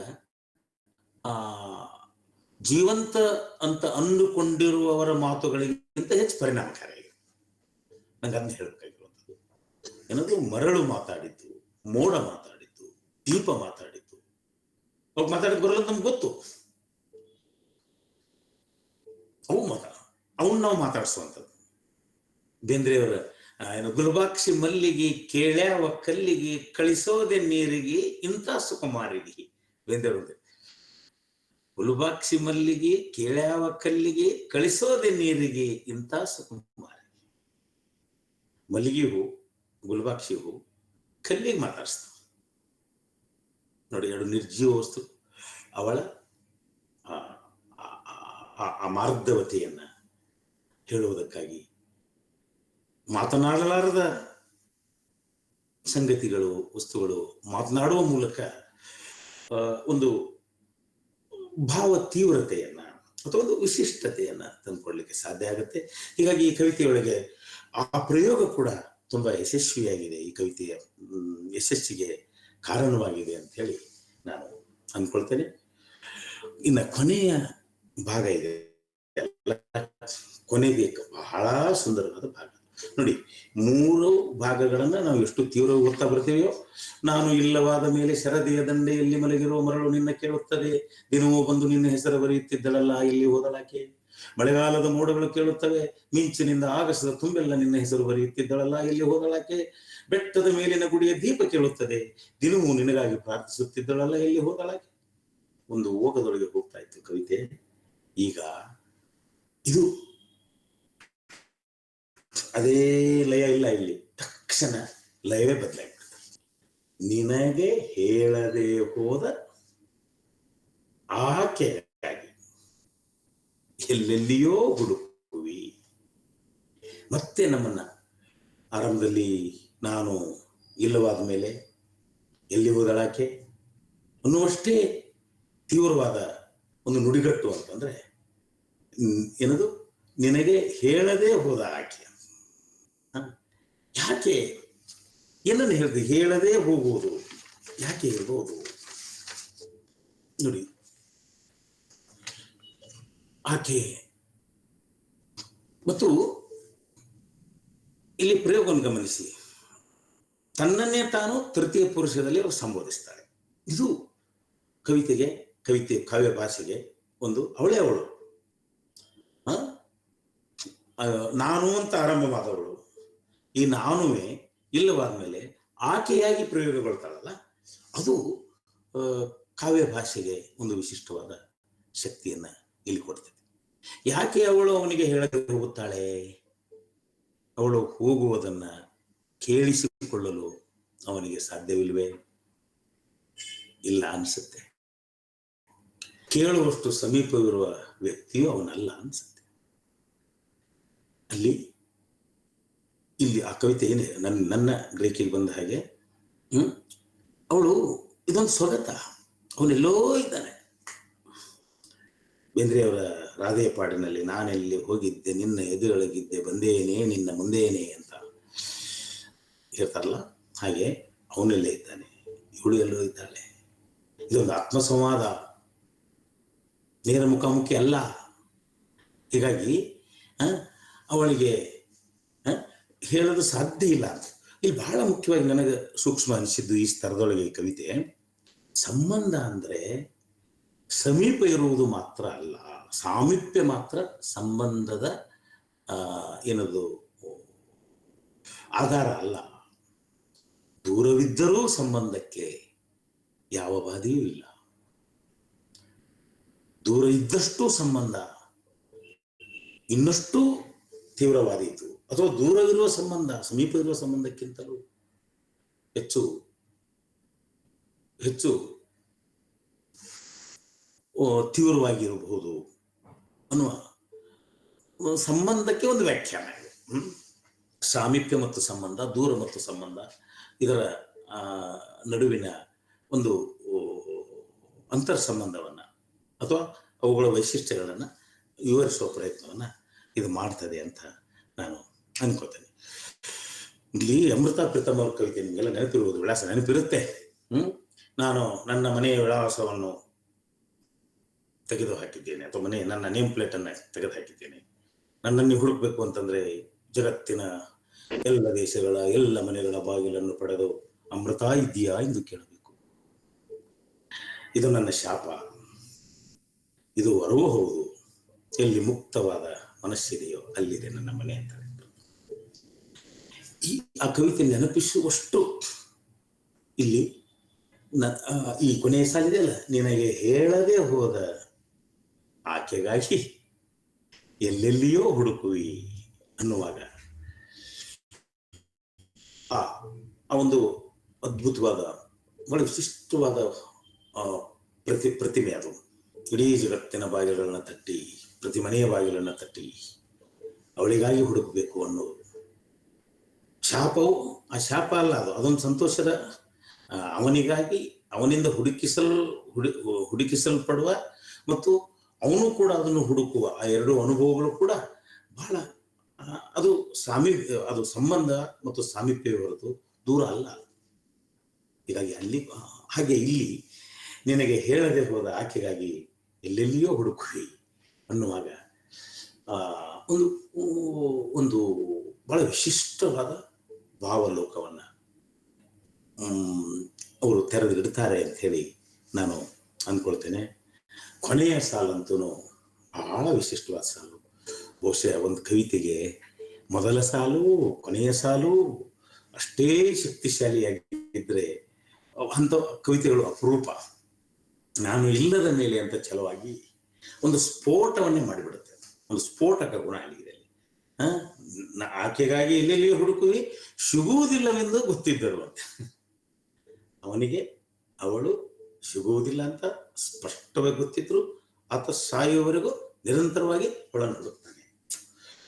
ಬಹುಶಃ ಅವರ ಸಂಬಂಧದ ತೀವ್ರತೆ, ವ್ಯಾಪ್ತಿ ಎಷ್ಟು ದೊಡ್ಡದು ಅನ್ನೋದನ್ನ ನಾವು ನೋಡ್ತೇವೆ. ಮತ್ತು ಈ ಒಂದು ಸಾಲು ಏನನ್ನು ಮಾಡುತ್ತೆ ಅಂದ್ರೆ ಬಹಳ ದೊಡ್ಡ ಪರಿಣಾಮವನ್ನು ಮಾಡುತ್ತದೆ. ಒಂದೇ ಒಂದು ಸಾಲು ಕವಿತೆಯಲ್ಲಿ ಹಲವು ಪ್ಯಾರಾಗಳ ಪರಿಣಾಮವನ್ನು ಮಾಡಿಬಿಡ್ಬೋದು ಅನ್ನೋದಕ್ಕೆ ಇದೊಂದು ಉದಾಹರಣೆ ಅಂತ ಹೇಳಿ ನಾನು ಅನ್ಕೊಳ್ತೇನೆ. ಬಹಳಷ್ಟು ಕನ್ನಡ ಕಾವ್ಯಕ್ಕೆ ಹೊಸದೇನಲ್ಲ. ನೋಡಿ, 3 ಪ್ಯಾರಾಗಳಲ್ಲಿ ಮೊದಲಿನ 3 ಭಾಗಗಳಲ್ಲಿ ನಿರೂಪಕಿ ತನ್ನ ವ್ಯಕ್ತಿತ್ವವನ್ನು, ತನ್ನ ಪ್ರೇಮವನ್ನು, ತನ್ನ ಸಂಬಂಧವನ್ನು, ತನ್ನ ಭಾವ ಲೋಕವನ್ನು ಅನಾವರಣಗೊಳಿಸಿಕೊಂಡಿದ್ರು. ಆದರೆ ಇಲ್ಲಿ ಅವನು ಅಬ್ಸೆಂಟ್ ಇದ್ದ, ಅವನು ಕೇಳುಗ ಆಗಿದ್ದ. ಅದು ನೇರ ಕೇಳುಗ ಆಗಿರ್ಲಿಕ್ಕೂ ಇಲ್ಲ, ಒಟ್ಟಾರೆ ಅವನು ಕೇಳ್ತಾನೋ ಬಿಡ್ತಾನೋ ಇವಳು ಹೇಳ್ತಾ ಇದ್ದ. ಆದ್ರೆ ಇಲ್ಲಿ ಈ 3 ಭಾಗಗಳ ಮೂಲಕ ಕಟ್ಟಿಕೊಂಡ ಒಬ್ಬ ಪ್ರೇಮಿಯ ಅಥವಾ ಒಂದು ಮಾನವ ಸಂಬಂಧಕ್ಕೆ ಒಂದು ವಿಶೇಷವಾದ ಯಾವ ಹೆಸರು ಇಡಬೇಕು ಗೊತ್ತಿಲ್ಲ. ಅವಳ ವ್ಯಕ್ತಿತ್ವ, ಅದ ಒಂದು ತೀವ್ರತೆ ಮತ್ತು ಘನತೆ, ಅಗಾಧತೆ ಏನಿತ್ತು, ಅದೆಲ್ಲವನ್ನು ಒಂದೇ ಸಾಲಿನಲ್ಲಿ ಅವನಿಗೆ ಪ್ರಾಪ್ತವಾಗಿ ಬಿಡುವಂತ ಸಾಲು, ಅವನಿಗೆ ದಕ್ಕಿಸಿಕೊಡುವಂತ ಸಾಲು. ಯಾಕಂತಂದ್ರೆ ಆತ ಅವಳು ಹೇಳದೆ ಹೋಗಿದ್ದಾಳೆ, ಹೇಳದೆ ಹೋಗಿರೋದು ಕೂಡ ಎಲ್ಲಿಯೋ ಆಳದಲ್ಲಿ ಅವಳಿಗೆ ಅದು ಸರಿನಾ ತಪ್ಪ ಹೇಳದೆ ಹೋಗಿದ್ದಾಳೆ. ಇಷ್ಟಾದ್ರೂ ಕೂಡ ಆತ ಏನ್ ಮಾಡ್ತಾನೆ, ಹುಡುಕುತ್ತಾನೆ ಹುಡುಕುತ್ತಾನೆ ಹುಡುಕುತ್ತಾನೆ. ಅವಳು ಸಿಗುವುದಿಲ್ಲವೆಂದು ಗೊತ್ತಿದ್ದಳು. ಸಿಗುವುದಿಲ್ಲವೆಂದು ಗೊತ್ತಿದ್ದು ಹುಡುಕುವ ಆ ಹುಡುಕಾಟ ಇದೆಯಲ್ಲ, ಅಂದ್ರೆ ಸಂಬಂಧ ಅನ್ನೋದು, ಸಂಬಂಧ ಅನ್ನೋದು ದೊಡ್ಡದು ಕಣ. ಮತ್ತೆ ದೇವನೂರವರು ಸಂಬಂಧ ಎಷ್ಟು ದೊಡ್ಡದು ಅನ್ನೋದಕ್ಕೆ ವ್ಯಾಖ್ಯಾನ. ಹೀಗೆ 2 ವ್ಯಕ್ತಿತ್ವಗಳು ಒಂದು ಸಮತೂಕವಾಗಿ ಕಾವ್ಯದಲ್ಲಿ ಆವಿರ್ಭವಿಸಲಿಕ್ಕೆ ಕೊನೆಗೆ ಒಂದು ಸಾಲು ಎಷ್ಟು ಪರಿಣಾಮಕಾರಿ ಕೆಲಸ ಮಾಡ್ತು ಅನ್ನೋದನ್ನ ನಾನು ನೋಡಿಕೊಂಡೆ. ಇನ್ನ ಈ ಕವಿತೆಯ ಬಂಧಕ್ಕೆ ಸಂಬಂಧಪಟ್ಟ ಹಾಗೆ ಒಂದು ಮಾತನ್ನ ನಾನು ಹೇಳಬೇಕು. ಏನು ಅಂತಂದ್ರೆ, ಅವರು ಲಯದ ಬೆನ್ನು ಹತ್ತಿ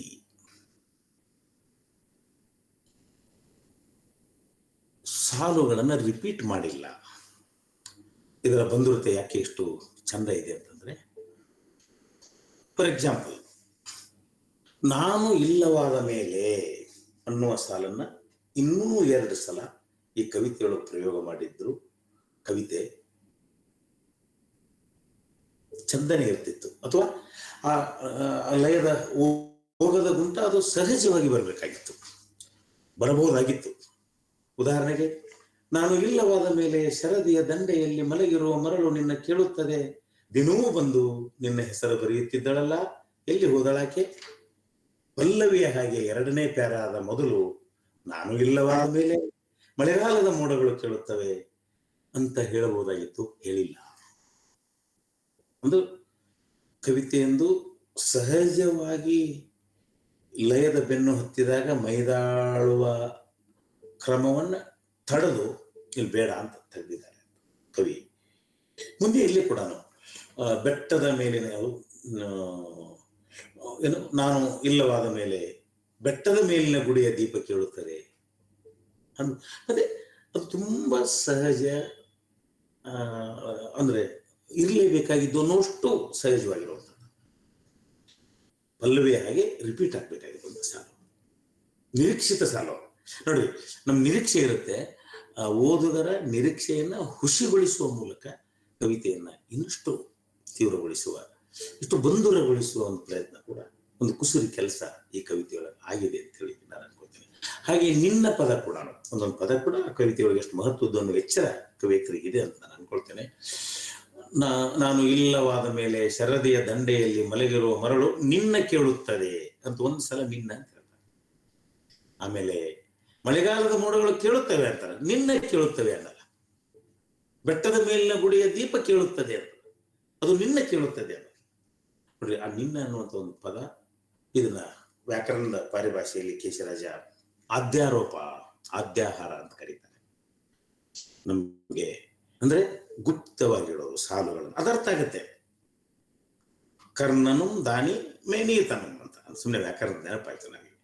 ಕರ್ಣದಾನಿ ಮತ್ತು ಇವನು ದಾನಿ ಅಂತ ಹೇಳ್ಬೇಕಾಗಿಲ್ಲ, ಒಂದು ಸುಮ್ಮನೆ ಒಂದು ನೆನಪಾಗಿದ್ದ ಹೇಳಿದೆ. ಸೊ ಹಾಗೆ ಸಾಲುಗಳನ್ನ,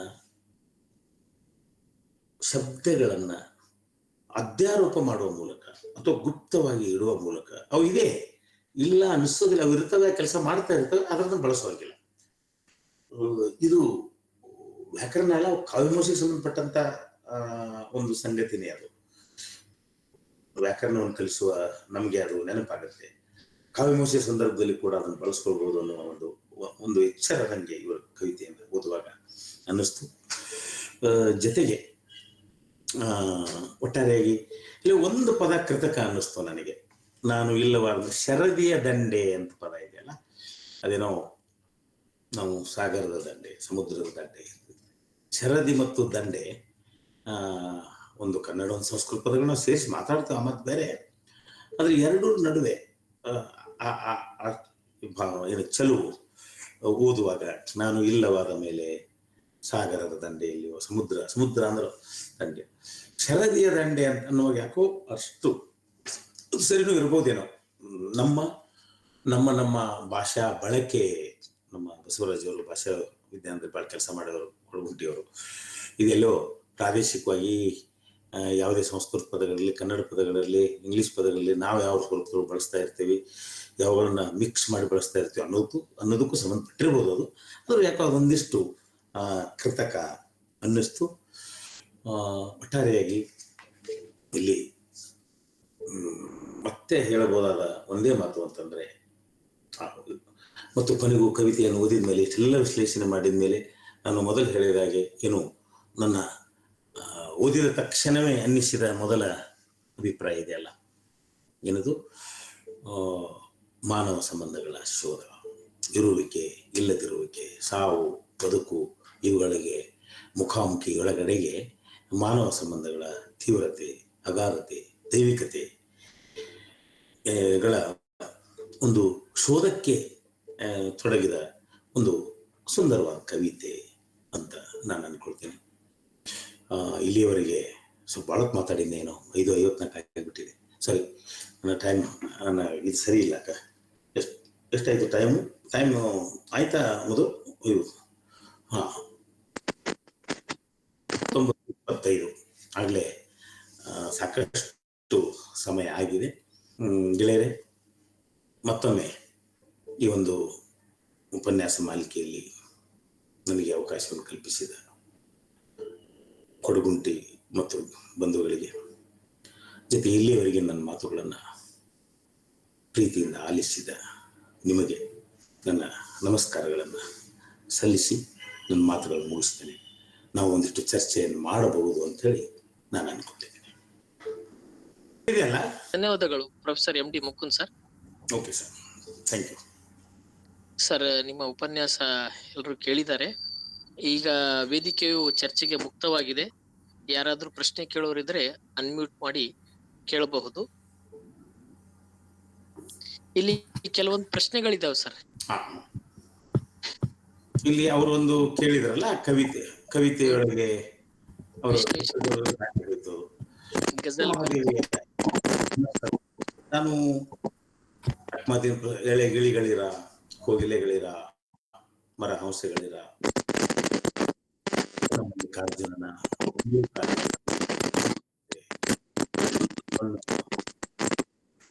ಅಕ್ಕರ ವಚನವನ್ನ ನೆನಪಿಸ್ಕೊಂಡಿದ್ದೆ. ಬೇಂದ್ರೆಯವರ ಗುಲ್ಬಾಕ್ಷಿ ಮಲ್ಲಿಗೆ ಕೇಳ್ಯಾವ ಕಲ್ಲಿಗೆ ಅನ್ನೋ ವೇಳೆ ಆ ವಚನ ಕೂಡ ನೆನಪಾಗಿ ಅದು ಬೈಪಾಸ್ ಆಗಿ ಹೋಯಿತು. ಅಂದ್ರೆ ನಿರ್ಜೀವ ವಸ್ತುಗಳ ಜೊತೆ ಸಂವಾದವನ್ನು ಸಾಧಿಸುವುದು, ಏಕಾಂತದಲ್ಲಿರುವ ಮನಸ್ಸುಗಳು ಅನ್ನೋದು ಕೂಡ ಸತ್ಯ. ಅಕ್ಕನಿಗೆ ಈ ಪದ್ಯವನ್ನ ಯಾಕೆ ಹೋಲಿಸುವ, ಆತ್ಮಸಂಗಾತ ಅನ್ನೋ ಒಂದು ಅದ್ಭುತವಾದ ಪರಿಕಲ್ಪನೆ. ಹಸಿವಾದರೆ ಭಿಕ್ಷಾನ್ನಗಳುಂಟು, ತುಸೆಯಾದರೆ ಹೊಳೆಹಳ್ಳ ಬಾವಿಗಳುಂಟು, ಶಯನಕ್ಕೆ ಹಾಳೋ ದೇಗುಲ ಉಂಟು, ಚನ್ನಮಲ್ಲಿಕಾರ್ಜುನ ಆತ್ಮಸಂಗಾತಕ್ಕೆ ನೀನೆನಗುಂಟು. ಬಹುಶಃ ಖಂಡಿತವಾಗಿಯೂ ನಿಮ್ಮ ಪ್ರಶ್ನೆ ಅರ್ಥಪೂರ್ಣವಾದದ್ದು. ಒಂದು ಆತ್ಮ ಸಂಘಾತದ ನಿಜ ಸ್ಥಿತಿಯ ಅನಾವರಣ, ಒಂದು ಅಕ್ಕನದು ಒಂದು ಅಲೌಕಿಕ, ಒಂದು ಆಧ್ಯಾತ್ಮಿಕ ನೆಲೆ, ಅದು ಎಷ್ಟು ಆಧ್ಯಾತ್ಮಿಕ ಅಲೌಕಿಕ ಅನ್ನೋದು ಕೂಡ ಚರ್ಚಿಸಬೇಕಾಗಿರುವಂಥದ್ದು. ಇದು ಅತ್ಯಂತ ಲೌಕಿಕವಾಗಿಯೇ ಒಂದು ಆತ್ಮ ಸಂಘಾತದ ಉತ್ಕೃಷ್ಟ ಮಾದರಿ ಅಂತ ಹೇಳಿ ನಾನು ಅನ್ಕೊಳ್ತೇನೆ.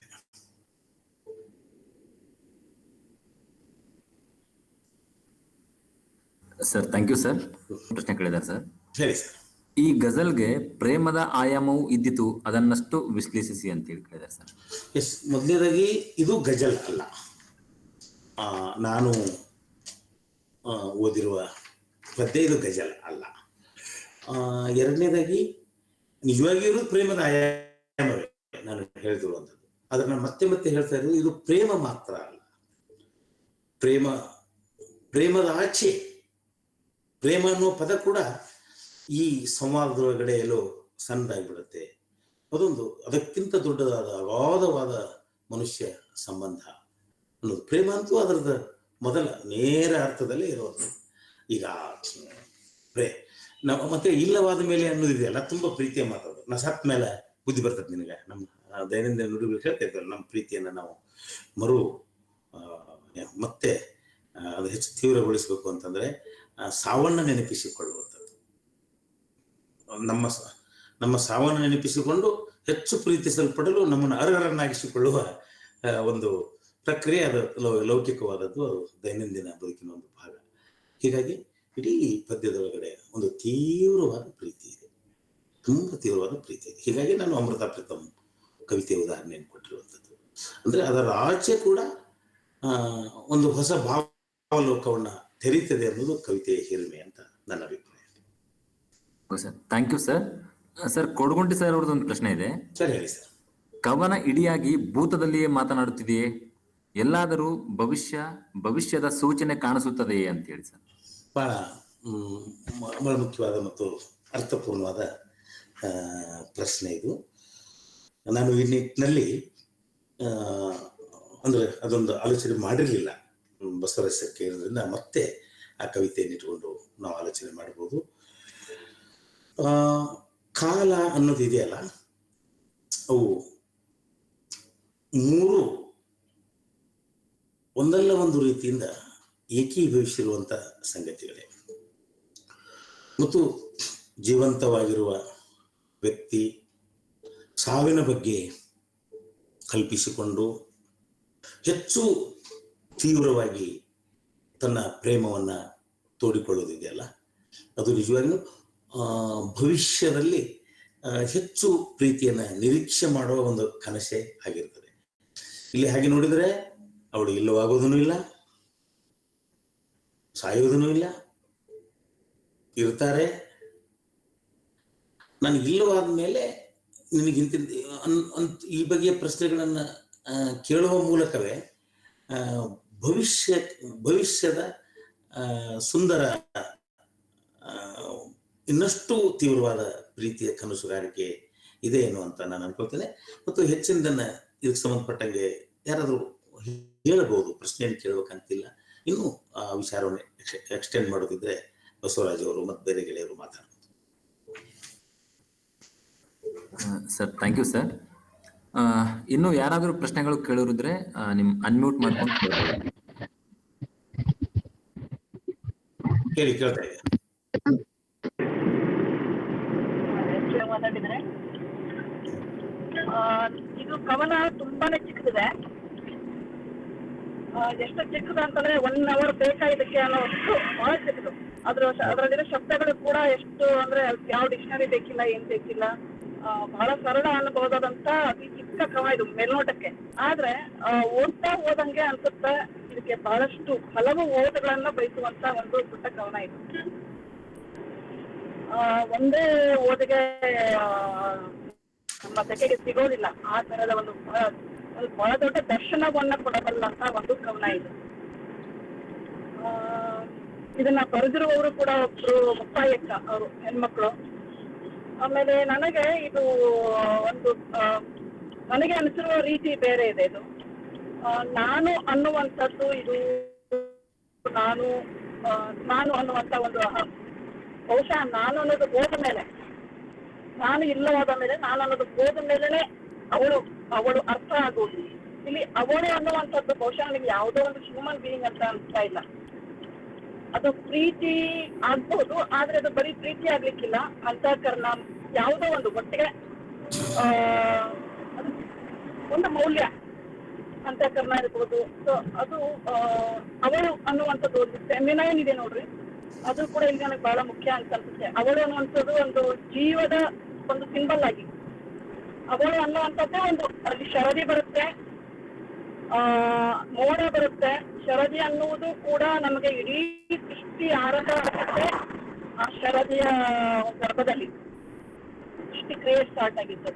ಆನಂತರ ಮೋಡ ಅನ್ನುವಂಥದ್ದು ಬರುತ್ತೆ. ಮೋಡ ಅನ್ನುವುದು ಮಳೆಯ ಬೀಜವನ್ನ ಹೊತ್ತು ಸಾಗುವಂಥದ್ದು, ಅದು ಒಂದು ಗರ್ಭನೇ. ಶರದಿ ಅನ್ನೋದು ಒಂದು ಗರ್ಭ. ಹಾಗೆ ದೀಪ ಅಂತ ಬರುತ್ತೆ, ಬೆಟ್ಟದ ಆ ದೀಪವನ್ನ ಹೊತ್ತಂತ ಬೆಟ್ಟ. ಆ ಬೆಟ್ಟ ಕೂಡ ದೀಪವನ್ನು ಯಾವಾಗಲೂ ನಾವು ಜೀವದ ಒಂದು ಸಂಕೇತವಾಗಿ, ಆತ್ಮದ ಸಂಕೇತವಾಗಿ, ಚೈತನ್ಯದ ಸಂಕೇತವಾಗಿ ತಗೊಳ್ತೀವಿ. ಹಾಗಾಗಿ ಪ್ರತಿಯೊಂದು ಇಲ್ಲಿ ಒಂದು ರೂಪಕಗಳೇನಿದ್ದಾವೆ ಬಹಳ ಚೆನ್ನಾಗಿ ಬಳಸಿದ್ದಾರೆ ಮುಕ್ತಾಯಕ್ಕನವರು. ಆಮೇಲೆ ಇಲ್ಲಿ ಮರಳಿನ ಮೇಲೆ ಬರೆಯುವುದು ಅಂತ ಇದೆಯಲ್ಲ, ಅದು ಕ್ಷಣಿಕ ಹೌದು. ಆದ್ರೆ ಮರಳಿನ ಮೇಲೆ ಯಾರ ಹೆಸರನ್ನ ಬರೆದ್ರು ಅವರು ಇದ್ದಾರೆ, ಬರೆದವರು ಇದ್ದಾರೆ. ಇಲ್ಲಿ ಯಾರು ಎಲ್ಲಿ ಹೋಗಿಲ್ಲ, ಅಂದ್ರೆ ಹೋಗಿರುವಂತದ್ದು ಅದು ವ್ಯಕ್ತಿನೂ ಅಲ್ಲ ಅಂತ ಇಲ್ಲಿ ಮತ್ತೆ ಮತ್ತೆ ಓದಿದಾಗ ಕವನದಲ್ಲಿ ಅನಿಸುವುದು. ಯಾಕಂದ್ರೆ ನಿನ್ನ ಹೆಸರನ್ನ ಬರೆದವಳು ಅವಳು ಎಲ್ಲಿ ಹೋದ್ರು, ನೀನು ಬರೆಸಿಕೊಂಡಂತ ವ್ಯಕ್ತಿ ಇದ್ದಾರೆ. ಆಮೇಲೆ ಮರಳು ಕೂಡ ಅಲ್ಲೇ ಇದೆ. ಜೊತೆಗೆ ಇಲ್ಲಿ ಬರುವಂತ ಮೋಡ ಕೂಡ ಅದು ಯಾವಾಗ್ಲೂ ಇರಲ್ಲ, ಬರುತ್ತೆ, ಮಳೆಯನ್ನ ಸುರಿಸಿ ಹೋಗ್ಬಿಡುತ್ತೆ. ಅದು ಕೂಡ ಕ್ಷಣಿಕ, ಆದ್ರೆ ಮತ್ತೆ ಬರುತ್ತದು. ಹಾಗೇನೆ ದೀಪ ಕೇಳುತ್ತೆ. ಆ ದೀಪ ಎಲ್ಲಿವರೆಗೆ ಇರುತ್ತೆ? ಒಂದು ದೇಹದಲ್ಲಿ ಚೈತನ್ಯ ಅನ್ನುವಂಥದ್ದು, ಬಹುಶಃ ಇಲ್ಲಿ ಆತ್ಮ ಅಂತ ಹೇಳ್ತೀವಲ್ಲ, ಅದು ಇರುತ್ತೆ. ಆ ದೇಹ ಅನ್ನೋದು ನಾನು ಅಂದ್ರೆ ಅದಕ್ಕೆ ಪರ್ಮನೆಂಟ್ ಅಲ್ಲ, ಅದು ಹೋಗ್ಬಿಡುತ್ತೆ. ಮತ್ತೆ ಅದು ಆತ್ಮ ಅನ್ನೋದು ಚೈತನ್ಯ ಅನ್ನೋದು ಕೂಡ ಅದು ಮತ್ತೆ ಬೇರೆ ದೇಹದ ಒಂದು ಇದನ್ನ ತಗೊಂಡು ಮತ್ತೆ ಬರುವಂಥದ್ದು. ಇಲ್ಲಿ ಬರೀ ಪಾಸ್ಟ್ ಅನ್ನುವಂಥದ್ದು ಏನಿದಿಲ್ಲ, ಭೂತ ಅನ್ನುವಂಥದ್ದು ಅದು ತಕ್ಕಂತ ಯಾವಾಗ ಮುಂದೆ ಬಂದು ನಿಲ್ಲುತ್ತೆ ಗೊತ್ತಿಲ್ಲ. ಸೊ ಹೀಗೆ ಬಹುಶಃ ಬಹಳ ದೊಡ್ಡ ಒಂದು ದಾರ್ಶನಿಕ ನೆಲೆಯನ್ನ ಉಳ್ಳಂತ ಒಂದು ಕವಿತೆ ಇದು.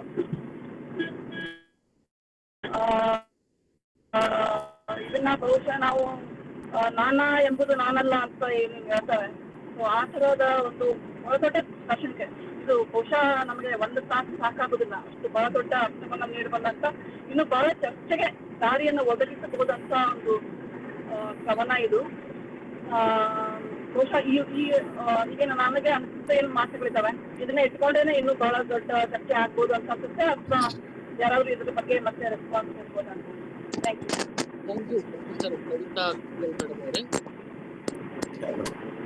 ಖಂಡಿತವಾಗಿಯೂ ಒಂದು ಕವಿತೆಗೆ ಅಸಂಖ್ಯ ಆಯಾಮಗಳಿರ್ತವೆ. ಆ ಆಯಾಮಗಳು ವ್ಯಕ್ತಿನಿಷ್ಠವಾಗಿರ್ತವೆ. ವ್ಯಕ್ತಿಗಳು, ದೃಷ್ಟಿಕೋನಗಳು, ಆಲೋಚನಾ ಕ್ರಮಗಳು, ಅವರು ಬೆಳೆದೊಂದು ಬಗೆ, ಅವರ ಅಧ್ಯಯನ, ಅವರ ಓದು. ಕವಿತೆಯನ್ನು ಬರೆದರೆ ಮುಗಿತು ಕವಿಯ ಕೆಲಸ, ಆದರೆ ಅದಕ್ಕೆ ನೂರಾರು ಅರ್ಥಗಳ ಓದುಗರಲ್ಲಿ ಸಿಗ್ತವೆ. ಮತ್ತು ಈ ಅರ್ಥದಲ್ಲಿ ಕೂಡ ಕವಿತಾ ಅವರು ಹೇಳಿದ ಅರ್ಥದಲ್ಲಿ ಕೂಡ ನಾ ಹೋದರೆ ಹೋಗ್ಬೋದು, ಒಂದು ಫಿಲಾಸಫಿಕಲ್ ಆದ ಒಂದು ಅನುಭಾವಿಕವಾದ ನೆಲೆಯೊಳಗೂ ಕೂಡ ಆ ಕವಿತೆಯನ್ನ ಕನೆಕ್ಟ್ ಮಾಡ್ಕೋಬಹುದು. ಅಂದ್ರೆ ಆ ರೀತಿ ಕನೆಕ್ಟ್ ಮಾಡ್ಕೊಳ್ಬಹುದು ಅಂತ ನಾನು ಅನ್ಕೊಳ್ತೀನಿ.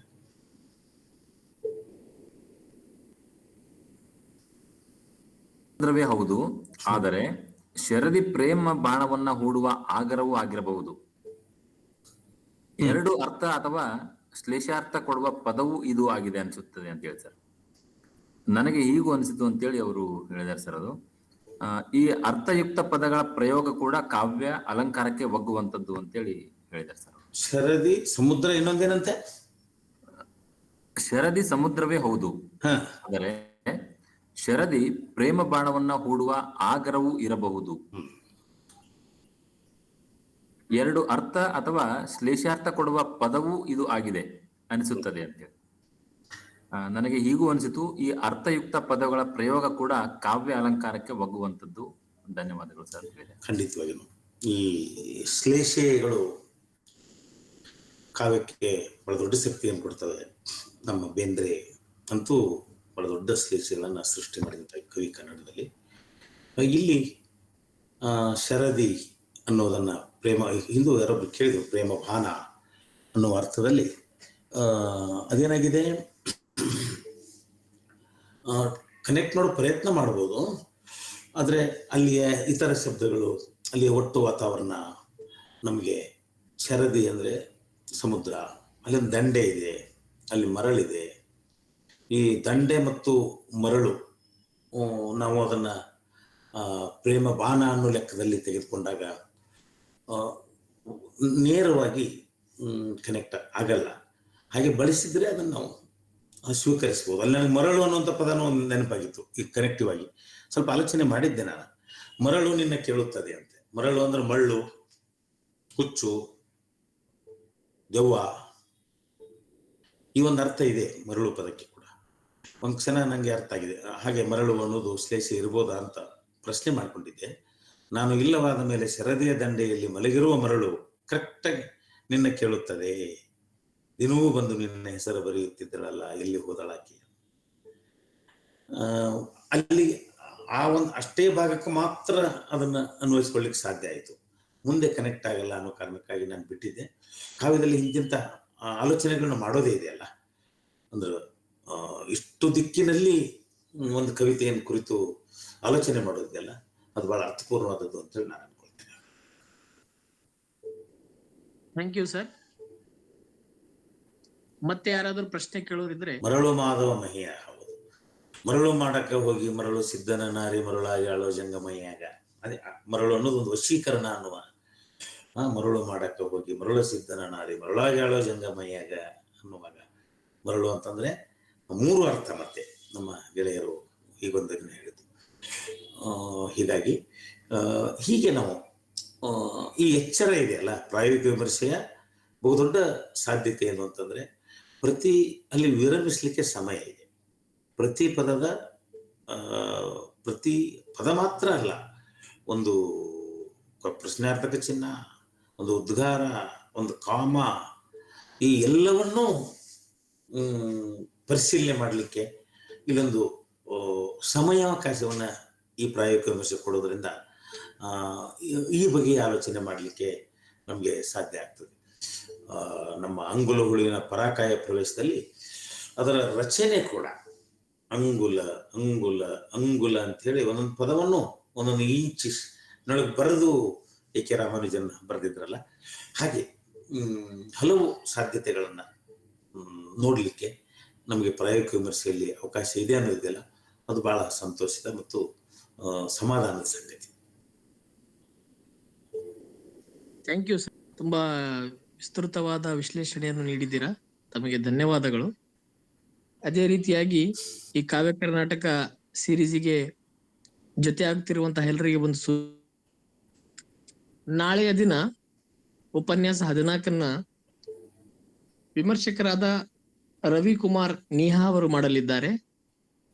ಕವಿ ಎನ್.ಕೆ. ಹನುಮಂತಯ್ಯ ಅವರ ಇದ್ದಿಲಾಗುವ ಆವಿ ಎನ್ನುವಂತಹ ಕವನದ ಪ್ರಾಯೋಗಿಕ ವಿಮರ್ಶೆಯನ್ನು ನಾಳೆ ಮಾಡಲಿದ್ದಾರೆ. ಇದರ ನಿರೂಪಣೆಯನ್ನು ಗುಂಡೂರಾವ್ ದೇಸಾಯಿ ಅವರು ಮಾಡ್ತಾರೆ. ಸೊ ಹೀಗೆ ಮುಂದಿನ ಎಲ್ಲಾ ಕಾರ್ಯಕ್ರಮಗಳಿಗೆ ನಮ್ಮೆಲ್ಲರ ಜೊತೆಯಾಗಿ ಅಂತ ಹೇಳ್ತಾ ಎಲ್ರಿಗೂ ಧನ್ಯವಾದಗಳು.